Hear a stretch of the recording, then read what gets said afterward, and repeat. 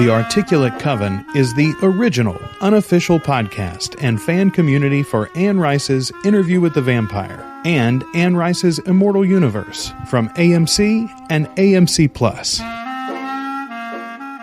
Welcome to The Articulate Coven, the unofficial podcast for Anne Rice's The Vampire Chronicles and the upcoming TV series based on Anne Rice's novels about the vampire Lestat and the rest of The Articulate Coven. We are your hosts. I am Joel Sharpton.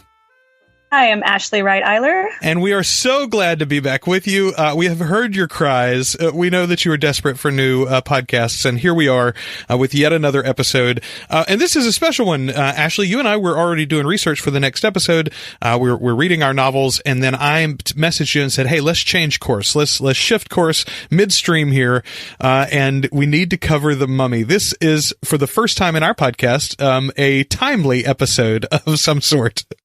Yes. And for me, I'm super excited because this was a first time read for me. So I'd never read The Mummy before, and it's awesome. So, as I said, we do cover the Vampire Chronicles, the novels by Anne Rice, and the upcoming TV series spearheaded by Anne and her son Christopher. However, we also are going to, on occasion, cover the other novels written by Anne. This one is one of those. It's not in the Vampire Chronicles series, although there are some connections that we'll talk about as we go.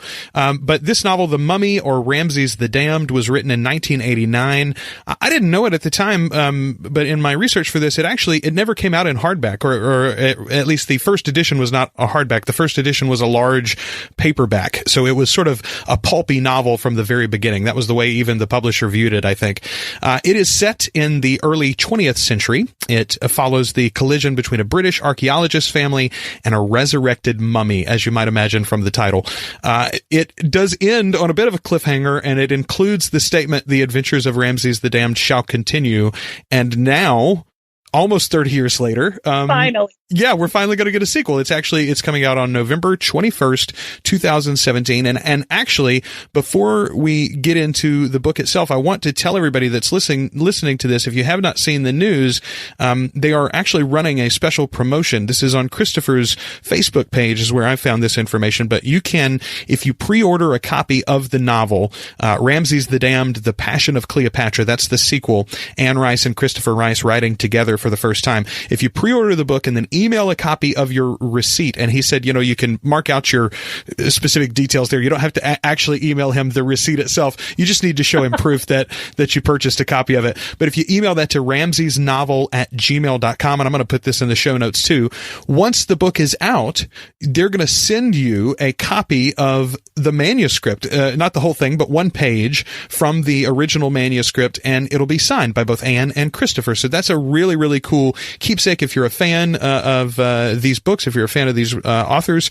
Make sure and do that. So make sure that happens. Go to ramsesnovel@gmail.com. That's the email. Send that email in when you pre-order the book, and you can get your copy. I did it the other day, Ashley. I'm so excited. I'm going to definitely pre-order this bad boy now because I want it in my hands the second it's available. So let's do a few spoiler-free things here in case you're listening to this and you've never read The Mummy, and before you get into our actual spoiler discussion, you want to go and check it out yourself. Then let's talk a little bit about how this sets it apart from the Vampire Chronicles books and what we thought of it overall. And again, spoiler-free. So the first thing that stands out for me, Ashley, there's a lot of sex in this one. If you're a fan of Anne's erotica books or some of the other writings that she's done outside of the vampire novels, she is, and the vampire books themselves are very sensual, but because of the nature of her mythology of vampirism, there's not really an opportunity very many times in the novels for a sexual encounter to take place. An actual sexual encounter, I should say. And that's just not the way the vampires work. But these mummies, they are the antithesis of that. Yeah. These are horny mummies. Horny mummies. They make people horny for the mummies. So yeah. There's a lot of sexy time in this book. In so many ways, I feel like, and we're going to get into some specifics, but in so many ways, it does feel like Anne wanted to take all of the things about her vampires and just write the exact opposite of that. You know, while Ramses is a character that understands the weight of immortality, he does not dwell on good and evil in the way that almost any of the vampire characters do. This is not a novel that is really concerned with, the struggle for redemption. It is very much a rollicking adventure, and the Immortals themselves, the way that their powers work is very, very much, just point by point, it seems like exactly the opposite of the way that her vampires work. It definitely, to me, feels a lot different when you called it more of an adventure. It feels that way, and it reads that way. I read this book so quickly. I just devoured it because it was so much fun. Like there is a level of suffering and sadness about the immortality and things like that, but it's not anything like dealing with sad sack Louis. You know, it's much more exciting, and I think because they're able to reveal themselves to people a little bit differently. It's a totally different feel. I had so much fun reading this book.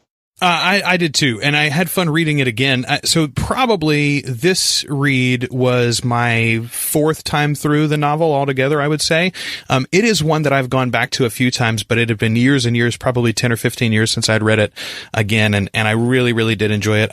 And so I'll just say this. If you've never read this book before, if it's one that you've passed over thinking mummies really aren't your thing, or Egypt's not really your scene, so to speak, I would caution that if you enjoy Anne's writing, this is definitely one to take in, especially if you've enjoyed, I would compare it, most of the Vampire Chronicles, I would say it compares most favorably to The Tale of the Body Thief, in that it is That's exactly what I thought too. Yeah. It's all about plot, right? It moves forward very quickly, and it is very much an adventure story. Bits of mystery that are revealed. There are flashbacks to ancient times, which in many ways mirrors some of the things that she's doing in the more modern Vampire Chronicles, Prince Lestat and Realms of Atlantis. But anyway, there's a lot there for an Anne Rice fan. So our non-spoiler conversation will just say definitely check it out if you haven't checked it out before, particularly knowing that there's a sequel that's now available. You know, you as you said, Ashley, you didn't have to wait 30 years. Hallelujah. I'd be so pissed off if I had to wait that long for it. I would be livid right now if I had read it, years ago and was waiting, because that's how much fun I had reading it. And I'm exactly the person you described. Mummies are not my thing. They're not my jam. I'm not a big fan of mummies in general. I will say that the Brendan Fraser mummy movies really won me over and kind of turned me around on that. But I in no way expected to enjoy this book the way I did. All right, so let's sound the spoiler horn, so to speak, and get into our specific discussion of the novel. Yes. So first and foremost, let's talk about the nature of immortality in this book compared to the vampires. So these immortals are literally powered by the sun. The story begins in 1914, the Edwardian period in England. You've got Lawrence Stratford, who has discovered a tomb, and they unearth this mummy, who the writings in the tomb with him claim to be Ramses II, or as he calls himself, Ramses the Damned. Now, Ramses' tomb had already been opened at this point, and the body of Ramses the Great is on display, actually, and it's an old man, supposedly. History would tell us that Ramses was king for 60 years, and that's what this mummy's writing said, except that he also claimed to be immortal. He faked his own death, went on to counsel other kings and queens of Egypt, and then eventually decided to seek his rest in this tomb. So once he's brought out into the sunlight, boom, you get a reinvigoration. The mummy comes back to life, and then the story takes off from there. And as we already mentioned, these are horny mummies. The immortality, the elixir that empowers this being and the other beings that may or may not eventually take on this formula, they are never needing anything. They don't need air. They don't need food. They don't need water. They don't need sex, but they desire all of those things. They are never full. They eat voraciously. They are driven to have sex at very inopportune moments. And they do not sleep. No, they don't sleep. That's another thing that fascinated me. And especially as a kid, I hated to go to bed because I just felt like I was missing something, right? Like there were things happening that I couldn't be a part of or couldn't be involved with if I was asleep. And even now, when you add up and you see those statistics, you spend, a third of your life asleep or something like that. Years and years by the time you're an old man, you spend unconscious. It seems like such a wasted thing. So the idea of an immortal being who doesn't have to sleep, who doesn't have to rest, and can spend literally every moment in pursuit of knowledge or adventure or excitement or experience, whatever. That is really, really, I am down for it.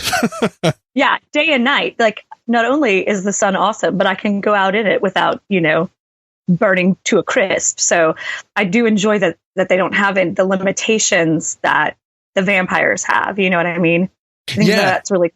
So where did he get this power? The idea is that Ramses, as a young pharaoh, he began to conquer the Hittites, and he discovered rumors of a priestess who had the secret for eternal life. And he finds this woman. The woman laughs at him and says that this elixir will destroy the world. And Ramses doesn't understand that at the time, but he begins to discuss it and wrestle with this idea over the course of the novel. The fact that this gift for him that will allow him to do anything and everything forever, would, if exposed to really anybody almost, would lead to the literal destruction of the earth. As he says in the book, immortals could over people mortals and very quickly fill up the earth. It would be unbelievable. It would be a catastrophe.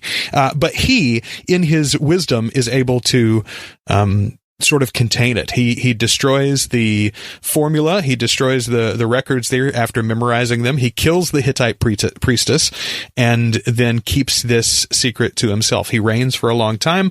And once his son wants to take over, he decides to wander the earth for a while. And then eventually he comes back to Egypt and lives as this secret immortal counselor to the queens and kings of Egypt, arising when they call for him. Eventually, Cleopatra is one that calls for him. And that's really where the crux of this story begins, is the relationship with Cleopatra. So what did you think about, well, first of all, what did you think about the historical figures, period? The idea of using Ramses II and Cleopatra in particular as like these characters in a fictional novel. Oh, I loved it. I think it's a brilliant, a brilliant way to get you interested in something, or something you're already invested in. We've already heard these stories. I mean, even if you don't know much about Ramses, everybody knows about Cleopatra, so it's a quick, easy way to get your reader sort of invested in something they already have a little bit of an understanding about, so that it doesn't get too bogged down in the minutia. You can kind of embrace the new information you're getting. And it sort of romanticizes a very already romanticized historical figure for us, which is super cool, I think. So let's talk about the characters a little bit, not just those two in particular, but the mortal characters. So can we talk about the very beginning of this book and how absolutely, please. How I think Lawrence is going to be like the main character, and then they turn around and like 80s slasher film me and off him in like the first few chapters. It's literally like the prologue. Happened? Yeah, it totally felt like Scream. I was like, they just Drew Barrymore'd me.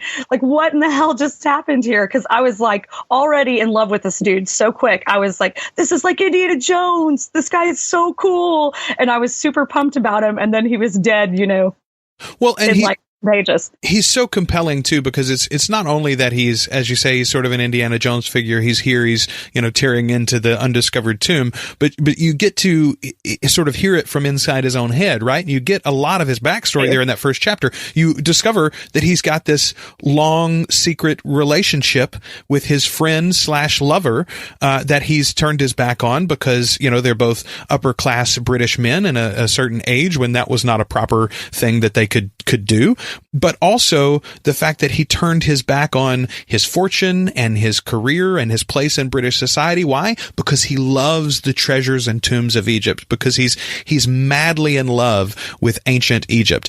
And all of that is super compelling. And yeah, as you said, you're like, this is a character that I could follow through the whole book. You get hints that his daughter may be very like him, and you're like, okay, well, the younger daughter and this older Egyptologist, this could be a great pair.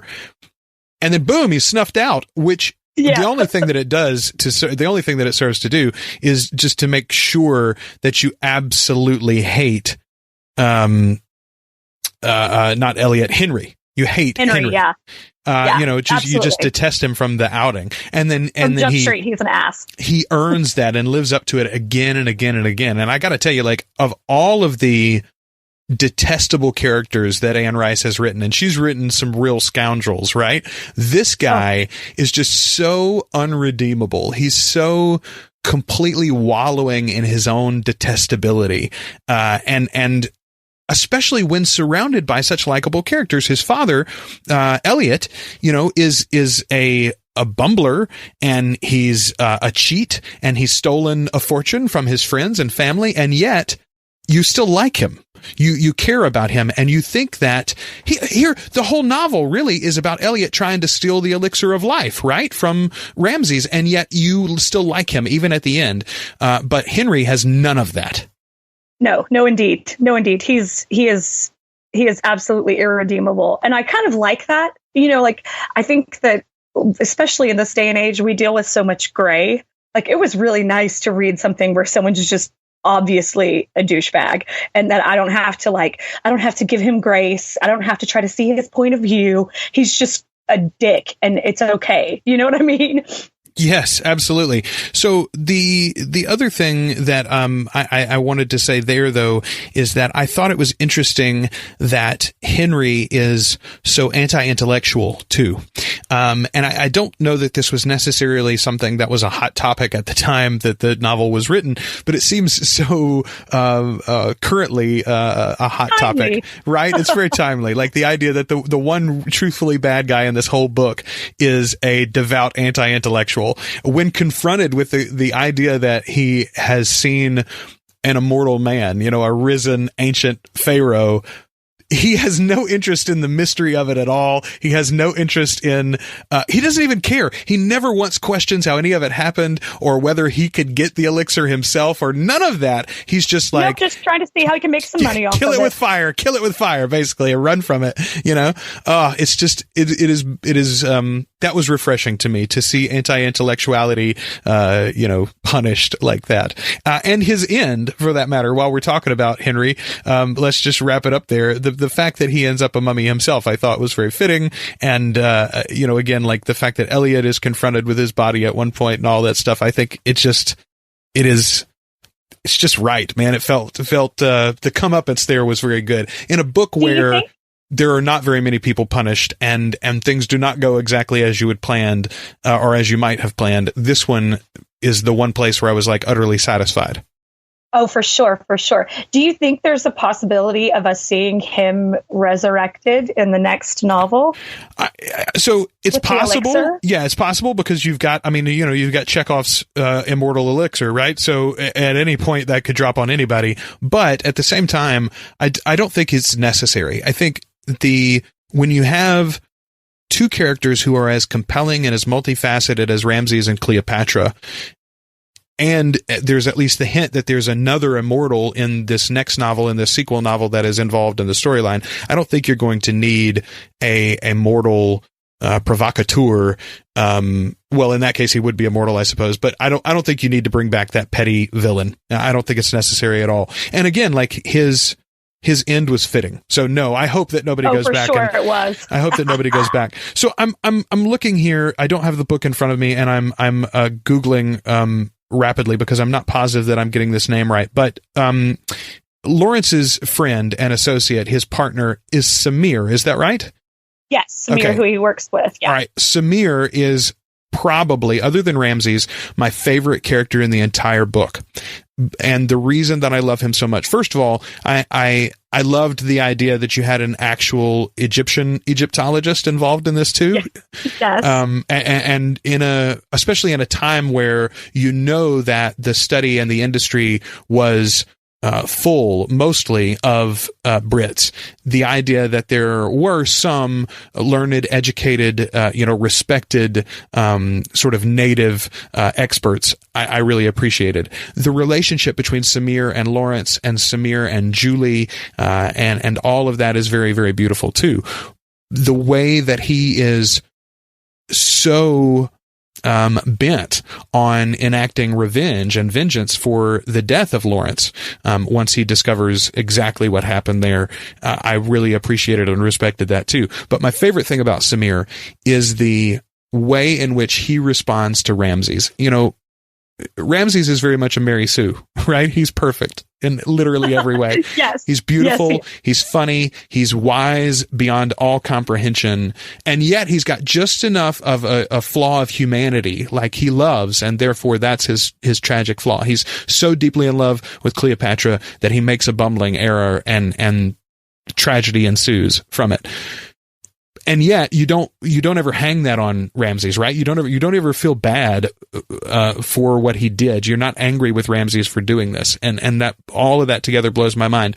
But everybody else responds to Ramses in different ways. Most people fall in love with him immediately. Even Julie's fiance finds him compelling and funny and wants to be his friend and likes being around him, etc. Then you've got Elliot, who is after the elixir, but even if he can't get the elixir, he says to himself, I want to just be with him. I want to soak up what it is like to be around this ancient being, this incredibly wise, this incredibly powerful being. But Samir just wants to serve. He just wants to honor and respect and acknowledge the presence of royalty, really, when it comes down to it. Absolutely. And I think part of that too has to do with his respect for Lawrence? Yes. For Lawrence's work too. And like making sure that his work, his discovery is honored. I think that that's part of it as well, because he has such lovely loyalty to Lawrence as well.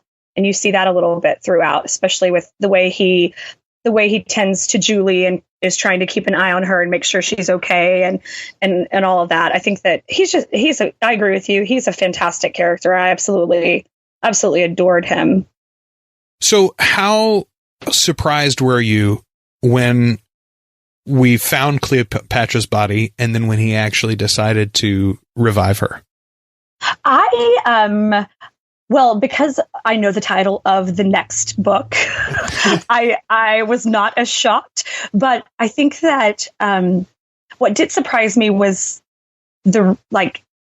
because it was such a human thing to do of him. It was such a mortal thing to do, not like a immortal wise being thing. It was such a, oh wow, I loved this person so much, and here she is, and here's this opportunity, and I owe her because she begged for it, and I wouldn't help. I wouldn't help her lover, and I punished her, and so this was his way of making amends, which to me was so human and so not like this immortal creature. You know what I mean?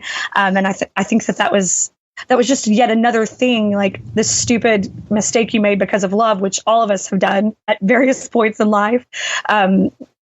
We can all relate to that. It's a very relatable thing, even though it's a completely unrelatable situation. So the thing that stuck out to me this time that has never been there in any of my readings before, and I'm sure it's about the current climate that we live in and my own evolution as a human being. It is a transgression, what he does to Cleopatra. And that occurred to me this time, and it never did before. I never thought about him assaulting her when he gives her the elixir, but that is exactly what he's done. It's akin to rape. She didn't ask for that. Not only did she not ask for it, she very specifically told him no. And when he refused to give it to Antony, she says, "I'd rather die then."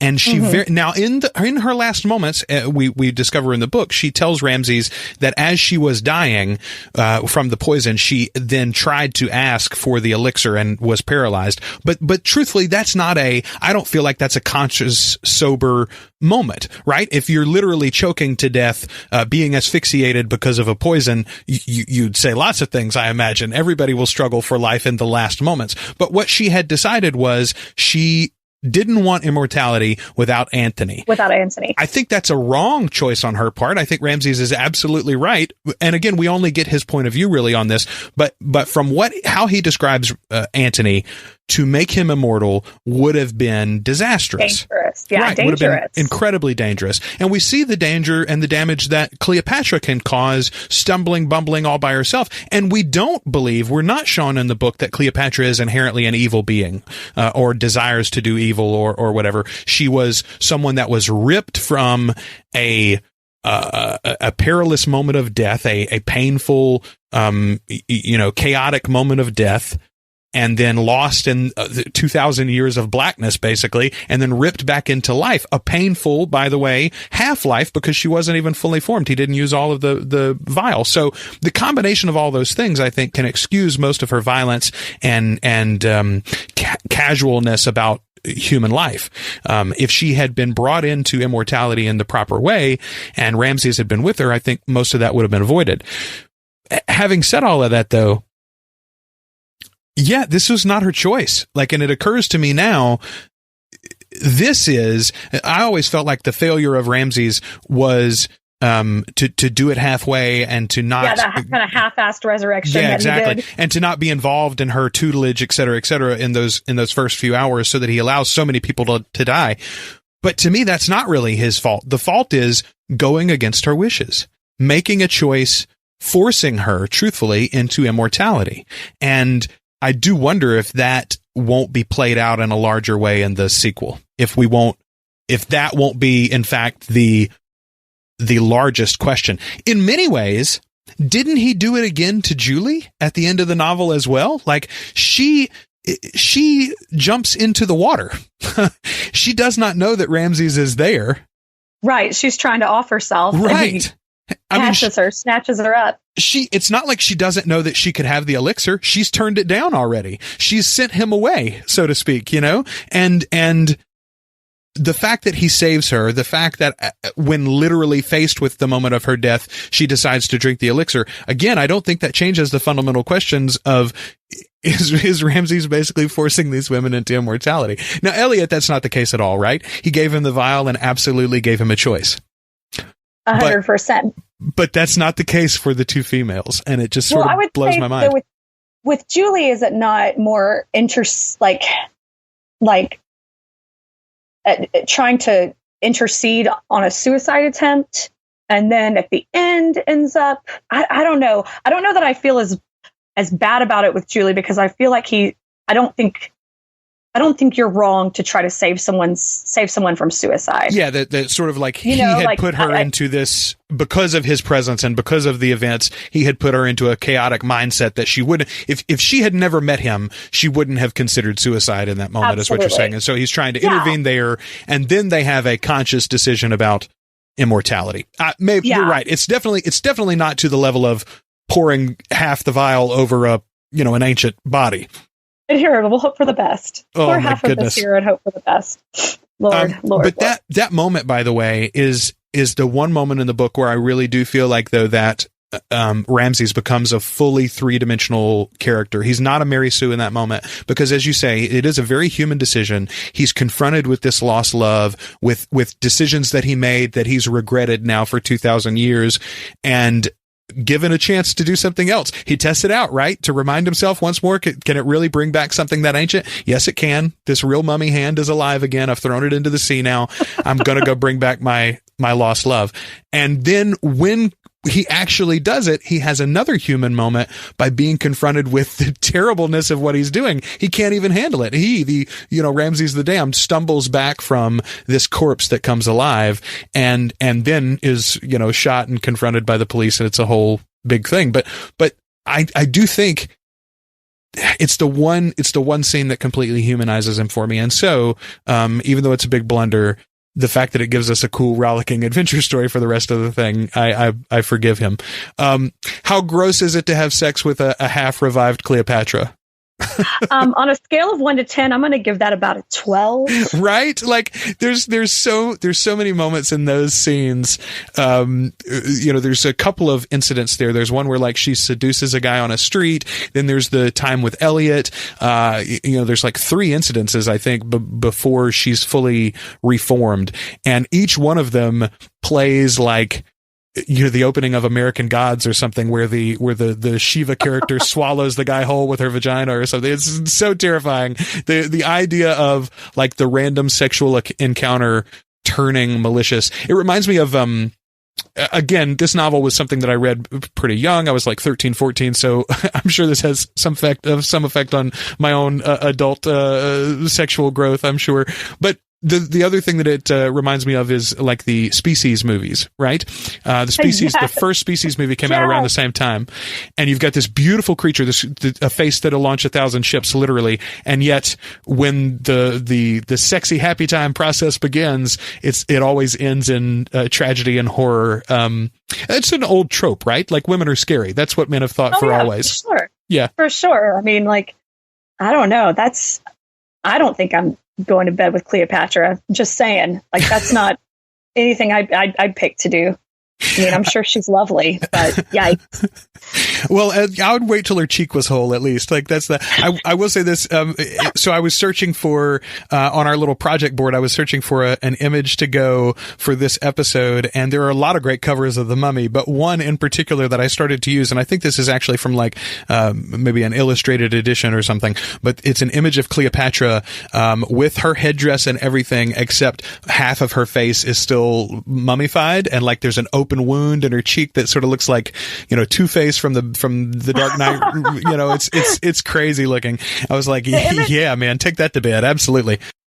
The image that really stuck with me was her having to like cover up her like leg that's still just like bone and dust. Like yes, the bone toes, in the sandal. I don't know why that stuck with me so hard, but I was like, girl, you need to get yourself a nice full skirt and maybe put that bone foot in a boot and it's going to be fine. So we mentioned it sort of in passing at the beginning, but there's a lot of, I say a lot, there's a decent amount of discussion of bisexuality in this book, which is not a topic I think that you read a lot about in the 80s when this came out, but it is a theme that's very common in Anne's writing. I think Anne's sexuality itself is pretty fluid, and almost all of her characters tend to be on that spectrum somewhere too. Elliot and Lawrence, we've already described, they had a relationship as young men, but also Elliot had an affair with Henry when he was younger as well. Oh yes, that's right. Yes, that surprised me. I did not see that coming.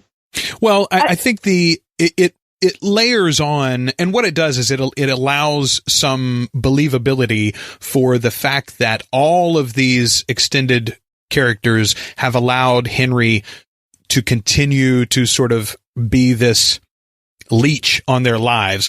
Each one of them has their own reason for sort of ignoring it or looking the other way. And I think in particular, Elliot, his reason is because they have had this past dalliance. And I think, and there are some implications there that it's tied up in sort of like his own feelings for Lawrence and the fact that Henry maybe looked a little like Lawrence or something like that. And so there's the connection there.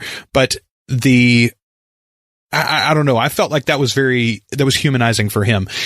They sort of played in the novel like maybe on Henry's part it was totally for money, and I kind of hate that. I kind of like the idea that Henry is fluid as well, and just happened to use it to his advantage because that's what he is. He's a terrible guy. Yeah, he's a user for sure. I do love that Elliot was like not having it when Henry tried to blackmail him. Oh, he just straight up laughed at him. He's like, yeah, whatever. Should I tell your father first, or everybody knows? Everybody knows I'm a fairy. Don't worry about it. Like, that's not, he was not concerned about any possible personal ramifications. He's like, I'm going to live my life. You are ridiculous. And he basically laughs at him. He's like, you're going to blackmail me for 500 pounds. You don't want more than that. Yeah. You're not even a good blackmailer. So I thought all of that was good, and it's interesting to see her continue to play with some of these similar themes. I'll be interested to see. It's not openly stated, but it's sort of implied that Ramses might be fluid as well. It would be interesting, I think, to see if Ramses took a male lover as well in the sequel. Where else? There was one other point in here before we get to the sort of denouement that I wanted to make, and I can't remember. Oh, okay. Here's the question. What do you think? Confronted with this set of circumstances, let's put yourself in Elliot's position. Do you want the elixir? Do you take the elixir? Ooh. If I'm Elliot or if I'm Ashley? Well, I guess if you're Ashley. Let's say you're Ashley, but you're like 65-year-old Ashley. If I'm Ashley, I'm only taking that elixir if I get to share it. You know what I mean? Yeah. I don't want to be immortal by myself. I think that would suck. I think it would really, really suck. I think that it sucks enough getting older and losing people that you love, period. I've lost so many friends over the past 10 years. It just is ridiculous for someone that's our age. You know what I mean? I think it would be awful to be immortal alone. I would definitely I would like to share it. I would do it if I could share it. I think it would be badass to run around with someone awesome for the rest of my life. If I could share it with my husband, Brett, who's amazing, I would love that. That would be amazing. But I'm not going to drink that elixir and just sit around and be a sad sack by myself. No, I'm 1,000% with you. The idea of coming into and out of civilization throughout eons, of being able to experience different timelines and different ways that people perceive and interact with their world and interact with one another, that would be amazing to me. But I've seen enough of the Highlander series to know that nobody wants to live forever, right? That's the Queen song. Who wants to live forever? There's a whole song about it. Yeah, exactly. So no, you're absolutely right. Now, the idea of being a Julie, for instance, and of finding this perfect, immortal being to shepherd you into it and to take you out of the fragility of mortal life, I think that would be very compelling. Some 22-year-old Ashley probably would do it. You know what I mean? Yeah, well, it's 22-year-old Ashley thinks she's going to live forever anyway, right? Right, exactly. So, I probably, back then, but being older and wiser. See, I don't know, but I feel like there's a point, and again, this is my question about when you're sort of on death's doorstep. Are you even capable of making a rational choice or an actual decision? And I think about, let's go back to the Vampire Chronicles for a moment. Lestat attacks. He says that he's going to give Louis the choice, but he attacks him and kills him first, basically, and then says, "Do you want to drink my blood?" When you're dying, I think it is in our nature, right? We have a fight or flight reaction. The reptilian part of our brain screams to live, I think. And so we can't make those higher function choices. And I feel like Elliot's basically in that position too. When you are daily confronted with your own mortality, when everything you do hurts, when you can feel your body beginning to shut down, which is the way that Elliot is described, especially towards the end of the book after some of their adventures. Of course, you're going to take the medicine. All I have to do is drink this and all my pain goes away. All I have to do is drink this and the vigor of youth will return. It won't hurt when I bend over. It won't hurt to kneel down. I can jump. I can run. I can screw. I can fight. I can drink. I can smoke. Yes, give me that back. Anyway, I think it's a fascinating question, and I love the way that it plays out with all of these characters. I especially love Samir and his complete lack of interest in it. I want nothing to do with immortality. Yeah. I think that's how we know he's the best of these people, though, too, is that he looks at things, I think, with very different eyes than the rest of our characters do. I think he's a scholar. And he's from a different world than they are. I think that's one of the signs that he is a great person, a good person. You know what I mean? At the core, he's playing the game fairly. How badly do you feel for Julie's fiance? We haven't really mentioned him at all. He's sort of he's a bit of a Mary Sue in his own way too, except he's dumb as a box of bricks. Sweet guy, He is even gentlemanly and, polite in the way that he eventually gives way to Ramses when it's clear that that's the way things are going to go for Julie. And yet, I mean, do you feel like she did him wrong, or do you feel like that he was just caught up in events and that everybody treated him fairly as things went? Okay, I dated an Alex. I totally dated an Alex. I mean, he wasn't as goody two shoes as Alex, but I totally dated an Alex once, and he was just boring. He just wasn't very fun to be around. He was, and any of the fun was really manufactured and forced. You know what I mean? It was just, he was a super nice guy, but he was really, really boring. And I think that he had to have known that that wasn't going to fly with me for a super long time. You know what I mean? Like with my personality type. And I feel like Alex at his core had to have known that Julie was not the right fit for him. Like on paper, it looks great. And monetarily, it looks great. And it's one of those good matches, as they like to say back in the day, oh, you made a great match. But I think that knowing her and knowing her personality and knowing her sense of adventure and her lust for life, I just don't. I think deep down he had to have known that that wasn't the right fit. Now, I do kind of feel bad for him that he gets dumped and then he ends up getting involved with Cleopatra almost immediately. And that's kind of this weird, like I can't even imagine where his little head was when that whole thing starts up. You know what I mean? But I do like that even Cleopatra is like, oh, I don't think I'm going to kill him. He's so sweet. He's adorable. I'm not going to. Not just so sweet, but she makes references to the fact that he has his own sort of quality. He's not Ramses. He's not Mark Antony. He's not Julius Caesar. He's not a man who will command attention throughout time and history. And yet he does have a certain Prince Charming quality to him, and he is ultimately genteel. He is a gentleman, absolutely. Yes, and genuinely cares about and longs for and seeks to bring about the happiness and pleasure of those that he cares for, whether that be Julie or Cleopatra or whatever. The relationship with Cleopatra is very interesting to me. I knew some Alexes as it relates to the Cleopatra relationship. I knew some guys who were with a woman who was clearly beyond their league, but also like it was convenient for her. Like she has a puppy, effectively. Absolutely. And there is something, some women and men, in fact, like a relationship that is completely off balance like that.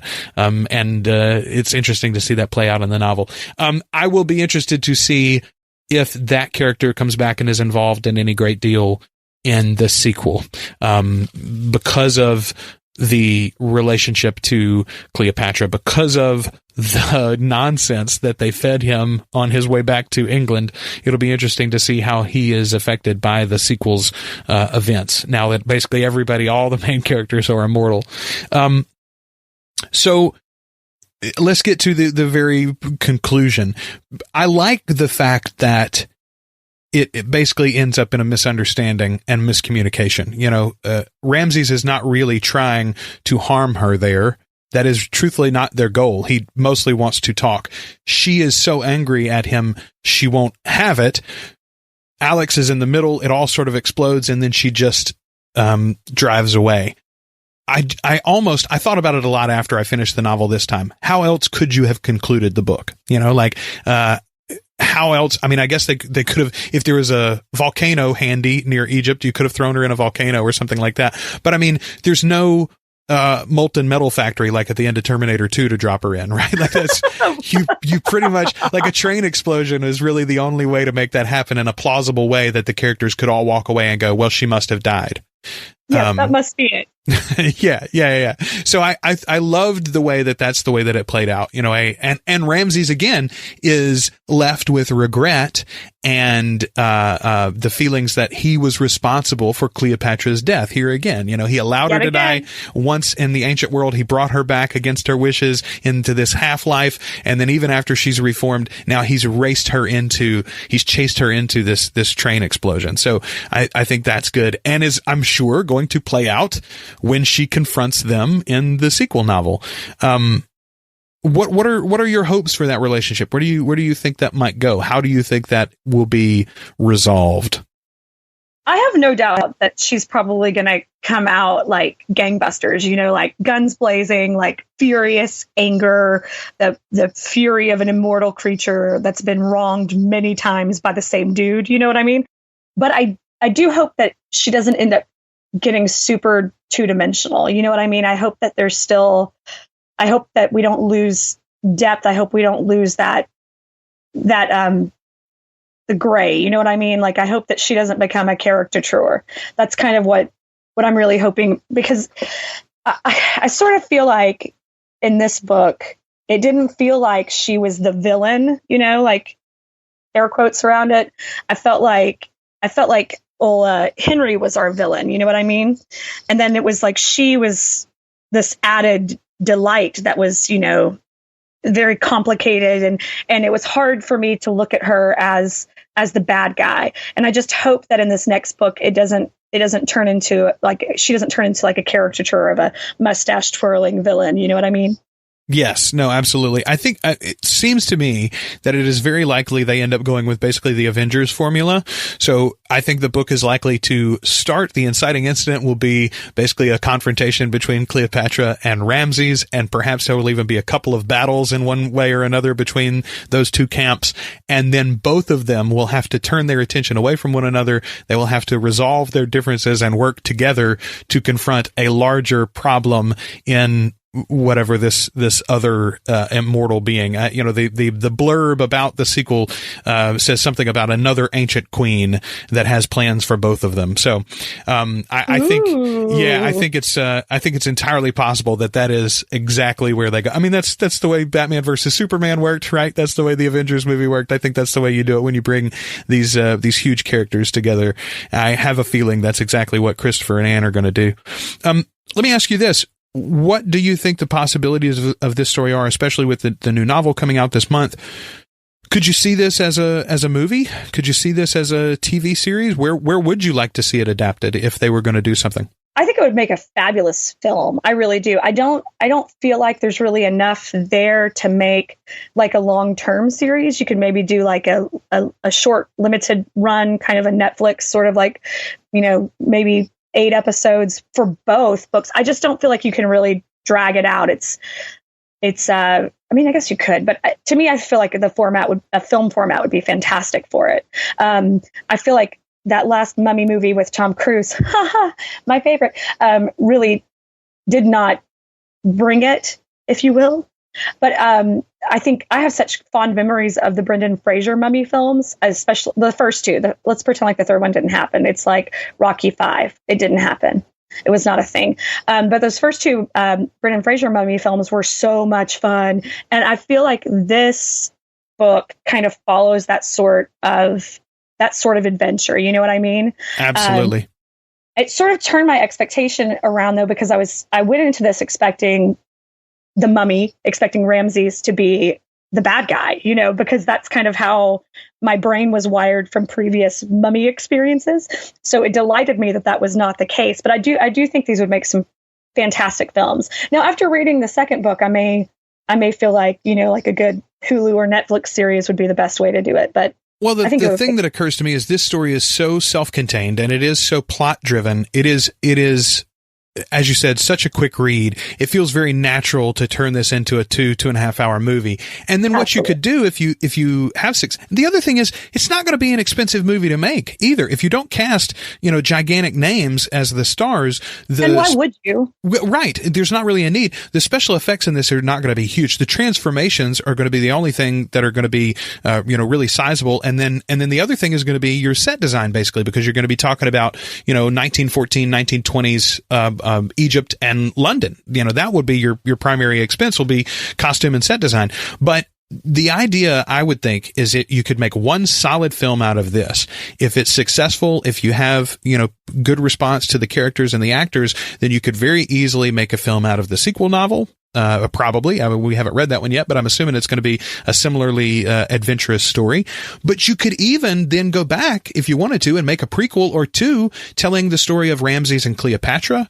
You could Which I would love. Right? Wouldn't that be wonderful? So again, you could make because nobody wants to make a one-off project anymore, right? So there is the potential here where you could make several films, you could make a lot of money over the overall franchise, and yet you wouldn't have to put hundreds of millions of dollars into any one production. And also, this isn't going to be some 10 or 15 year commitment. You're not going to be locked into a 7-season series where the stars are all going to be making millions and millions of dollars by the end of the thing. Anyway, I think it is ripe for adaptation, and I hope that the sequel novel will get a good response from the public, and therefore maybe it'll gin up some more interest, especially in light of the fact that Anne and Christopher are working on the TV series now.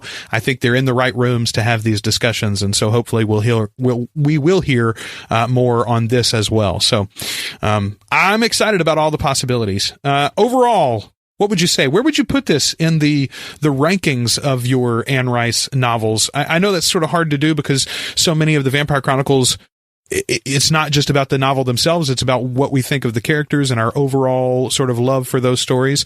But to me, I really do. I like this one. This is one of my favorites of hers. If you just take it as a novel, I'd probably put it, I don't know, behind Memnoch and Tale of the Body Thief, maybe The Vampire Lestat. But other than that, I think it's probably my fourth or fifth favorite book that she's ever written. Yeah, it's definitely in my top 5, but I have some weirdos in like Pandora's in my top 5. I love that. And this sort of had that same sort of feel to it to me, like a good standalone, but still feels very much like an Anne Rice, and it feels like Anne Rice. I'd like to point out Pandora is like the one vampire book that's got sex in it too. So we know what you're about, Ashley. We understand. Sexy vampires, sexy mummies. I can't believe how much I love this. I really was surprised and delighted. It was so, and I guess too, because this is the first time since we've started doing this that I've read something I haven't read at all. It was really fun for me. And so it wasn't a re-exploration. It was like this first time experience. So I would definitely put it in my top 5 for sure. It might even be in my top 3, to be honest. Like, I was really, really, really enchanted. All right. Well, I think that's a strong enough suggestion for it from us, folks. Don't forget to not only go and check out The Mummy or Ramses the Damned, but also pre-order your copy of Ramses the Damned, The Passion of Cleopatra by Anne Rice and Christopher Rice, coming out November 21st this year, 2017. And when you pre-order, email your receipt to ramsesnovel@gmail.com, along with your name and address, by the way, and you can win a copy of a page of the manuscript of Ramses the Damned, The Passion of Cleopatra, signed by both Anne and Christopher Rice. So that's very, very cool. Ashley? Yes, I'm sorry. Too, they are not doing a lot of book touring for this. Yes. I read that on, I think Christopher made a post a few days ago about that. But they are doing a book signing. I can't remember what bookstore. But if you check out Christopher's social media, if you check out his Facebook page, there's some information on that if you'd like to get a signed copy of the book, how you can kind of go about that, because they're trying to make it easy for people to get their hands on signed copies if they want, even though they're not doing a big book tour for this one. And I think this one's being released in paperback too. Like, it's a paperback release too. Yeah, I'm 99% certain that you're right. I actually ordered the Audible version. I ordered the audiobook version. I am bummed, by the way. I'm gonna reach out to Christopher and Anne and tell them that they need to hire this audiobook narrator I know named Joel to create a audiobook version of the original Mummy, which is there. So there is a version that you can buy, but it is an abridged version. It's only about 2.5 hours long, and it is not the full novel by any stretch of the imagination. And it came out, I think, about the same time as the novel. It's from the early 80s. So definitely one that they need to update and put in those stores. I love the audiobook versions, and especially the Vampire Chronicles are so well narrated too. I'm sure that will be the case with the Mummy sequel as well. Ashley, any final thoughts on this one before we wrap it up? Just, if you haven't read it, read it. I really highly recommend it. I think that it's such a delightful pleasure read. Like, I can't overstate it, guys. It probably took me 3 hours to read, and it was just great escape fiction, and I didn't feel tortured about it. Sometimes I feel when I'm hanging with my vampires, I feel a little tortured. This did not feel tortured at all. Yeah, it's absolutely true. There is very little, it's weird because there is pathos in this book. I mean, there are deep ideas. There are, considerations of immortality, for instance, but it does not feel weighty at all. It does not feel like a chore. Cannot recommend it enough. Check out The Mummy or Ramses the Damned. All right. We will be back, before too long with another episode of this wonderful podcast, Articulate Coven. In our next episode, we're going to be discussing the novel, The Vampire Lestat. Now, we will eventually get around to, discussing the sequel novel to this book, Ramses the Damned, The Passion of Cleopatra, but I think we're going to give it at least 6 months or so, maybe even a year, to make sure that everybody gets a chance to read it and catch up before we get there. That's definitely going to be the case before we get to the Prince Lestat and Realms of Atlantis novels. So no rush on the new stuff, folks. Take your time to read that, but do, if you haven't in a while, go back and check out The Vampire Lestat so that you'll be ready to have that discussion with us. Of course, you can find us on Facebook. Search for the Articulate Coven Facebook group, and we'll love to add you there. For the deal that Ashley mentioned, ordering the autographed copies of the sequel to Ramses, I'll put a link to the show notes as well, so you can check it out there and go straight through and order your copy if you'd like to get an autographed copy, since they aren't going to be touring very much with this one. Ashley, appreciate you making some time for us this morning, and thanks for reading The Mummy with me. Absolutely. It was a delight. All right. Until the next time, we have been the Articulate Coven. We're your hosts, Ashley Wright-Eiler and Joel Sharpton. And this is the Articulate Coven.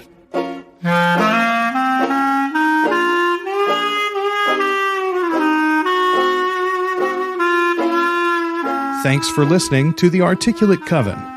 You can join our community on Facebook by following the links in the show notes or searching for Articulate Coven on Facebook. You can subscribe to the show in Apple Podcasts, Spotify, Google Podcasts, or at articulatecoven.com. And share us with your Anne Rice-loving friends.